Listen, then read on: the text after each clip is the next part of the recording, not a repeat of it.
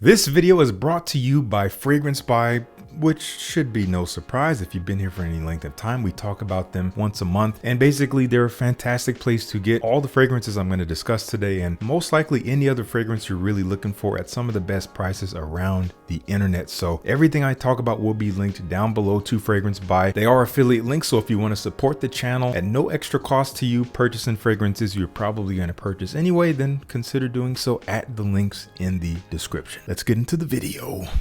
Trying way too hard. What is this all about? Do not wear these fragrances unless you want to stand out. Yeah, it is what it sounds like. If you just want to blend in, smell easy, which is fine, then I'm warning you. These fragrances are not for you. Do not buy them. I'm just telling you, I'm being real. If you just want to be Mr. Fresh Clean guy, easygoing guy, inoffensive guy, if you want to just be a shadow on the wall, a dandelion from the crack, a cloud in the sky, then don't wear these fragrances because they're going to do the opposite of that. The 5 fragrances I'm going to share with you are not necessarily the most polarizing or the most challenging scent profiles ever, but they are very unique and they will not smell like the fragrances the folks around you are wearing. A little word of advice before you pull the trigger on any of these fragrances: if you truly want to stand out wearing them, don't overspray them. I know, sounds a little counterintuitive. A little goes a long way. We've heard that a lot. It's cliche, but it is true. There's a reason why we say it so much. Since some or all of these fragrances may smell unusual to you and other people around you when you wear them, the more you spray them, the weirder they get and the more offensive they get. It's not uniqueness that can make fragrances off-putting. It's pungency. You're welcome. Let's dive right into it. This first fragrance is honestly one that I've wanted to have in my collection for some time. It's one that I've really enjoyed for years now. I will say that when I first tried it, I didn't like it. I actually kind of hated it. From Amouage, I finally got myself a bottle of Lyric Man. This is one of the newer bottles, so I was naturally a little bit curious to see, okay, this fragrance has been around in the Amouage catalog through different creative directing leadership. So would they have tampered with this? Would they have reformulated it? They're obviously still keeping it because it's still a fragrance people love and want to buy. Upon spraying it, it's exactly as I remember it to be. I do have a decant that I got a few years back because I wanted to come back to it, and I really enjoyed that decant, knowing that one day I will get a bottle. And this is like soapy rose with some lime in there. Rose and lime, an odd combination, but it works. It is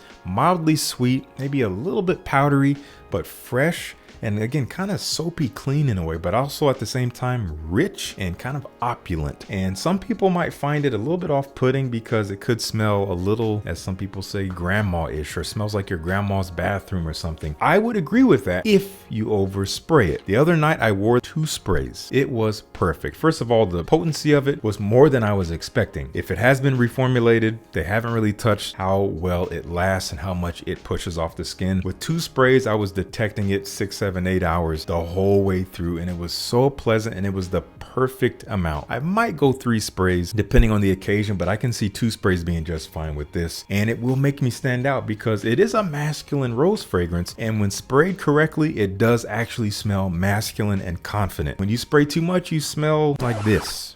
You don't want to smell like that. That's Lyric Man. This will have you standing out. But I know a lot of you guys already know that because many of you guys enjoy this one. So if you do, let me know what you think down in the comments. This is one that fewer of you will enjoy, and definitely fewer of you have and will try this fragrance just because it's particular. This is from Cartier, and it is Déclaration Parfum. I've loved this fragrance ever since I first got my nose on it, ever since I first came back around to the original. What a DNA. I'm so glad they're keeping this DNA alive. It is a fresh, spicy, citrusy DNA. There's lots of cardamom, lots of bitter orange, kind of mouth-watering in its orange quality, but very spicy, balsamic. There's a lot of leather and resins backing it up, and there's a lot of cumin in this one. So if you're not a cumin fan, you're not going to dig this fragrance. To some people, it smells like BO or stink. To me, it just smells classy. It just works with the scent profile. It makes it smell grown up. It makes it smell masculine. It makes it smell refined and serious. This is a serious scent profile. This is no fun and games. You're not out here juggling or tap dancing or tickling people. Please don't tickle strangers. You mean business wearing this one, and it definitely will have you standing out, and especially if you don't overspray it, because I imagine the funk that is allegedly in this becomes funkier if you spray too much. So you've been warned. Let me know if you dig this one. Cartier Déclaration Parfum. This is evening vibes. To me, every time I've worn this fragrance, it's been at night. There's been a chill in the air, or it's been pretty cold, and it's something that I definitely dress up. It just has this dressed up night out feel to it. Kind of grown smelling, just classy stuff. This is from Xerjoff. It's Richwood. I slept on this fragrance for a long time. Finally got my hands on it a handful of months ago. To me, this is this smooth, kind of creamy sandalwood patchouli vibes. In fact, I get something that reminds me a little bit of Beau de Jour from Tom Ford, just a little bit, but it's less of a fougere than Beau de Jour. It doesn't have this crazy oak mossy base. It doesn't have this huge dose of fresh, spicy, aromatic lavender that's clean and borderline soapy. It's like it strips away the top and bottom of that. You're left with this non-barbershop, rich, earthy, creamy, slightly sweet, ambery fragrance that is also, again, quite woody per the name, and it's very powerful. It's very thick. It leaves this beautiful, dense sillage trail. I have oversprayed this, so I stood out a little bit too much because I think I put on 4 sprays, and then I was sitting in a room elbow to elbow with people, and the AC wasn't quite working in the room. It wasn't a hot day, but there was a lot of people, so it was warm, and I was very self-conscious. No one said anything, but I was smelling it so strongly, and word to the wise, if you can smell your fragrance very strongly when you're around people, they probably smell it even more strongly than you do. So just keep that in mind. I know we want to smell our fragrances, but if it's just like all you can smell, just be mindful that everyone else around you is suffocating silently. Be considerate. That is Xerjoff Richwood. From the house of Tom Ford, speaking of Tom Ford, this is Black Lacquer, one of their newer releases from last year, 2024, and it is a good release. I wouldn't say it's the most special fragrance that they've put out, primarily because it reminds me of a couple of other things they've already put out. So within the realm, the space, the world of Tom Ford, it is congruent, it does make sense, but as a standalone release next to these other releases they've already done, it's a little redundant, but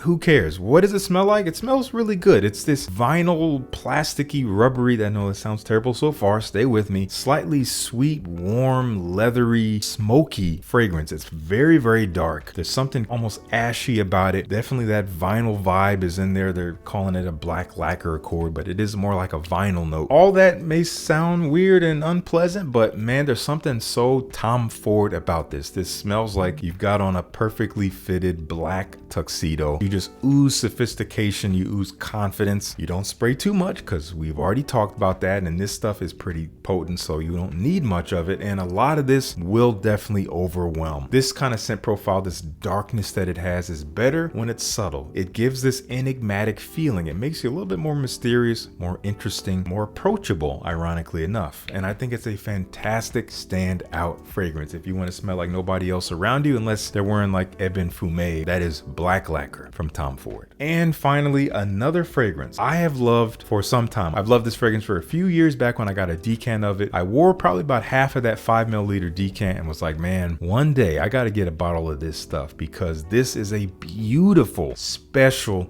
scent personality from Guerlain. Man, this stuff is good. So good. I really was blown away when I first tried it. This is Encens Mythique. Mythical incense, I would imagine. And yes, it is an incense fragrance, but aldehydes, man, these sparkling, fresh, slightly powdery, blue sky, fresh air vibes with incense. So it really brightens up the smokiness. It's a cooling, bright, open smokiness with rose at the heart, slightly powdery rose that to some people might come off a little bit, as I said earlier, maybe old womanish, which for the same reason I wouldn't overspray Lyric Man, I would not overspray Encens Mythique. I think I wore 3 sprays of this just yesterday. For the entirety of the day that I wore it, it was perfect. It actually lasted a good 12 hours on my skin, and I was pretty much smelling it the whole time. However, where the mistake was is that those 3 sprays were strong enough to where by the end of the day, it was actually a little bit too much for my wife. Sitting next to her, she was like, that stuff is a lot. And I think what it is, there's ambergris in the base, quite a big dose of ambergris that in this fragrance, I don't know if it is the ambergris that smells like this explicitly or if it's blending with something else. There's a tiny bit of a funk, a little animalic, but still very elegant. It is still very very approachable. It's still very sophisticated, but those 3 sprays drying down on me in close vicinity to her just did not work. So 2 sprays probably would have been more manageable, even in that deep dry down for sitting next to my wife. But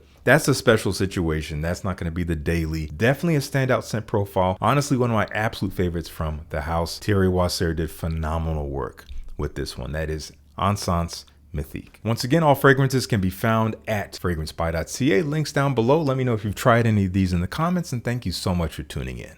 Peace. I'll see you in the next one.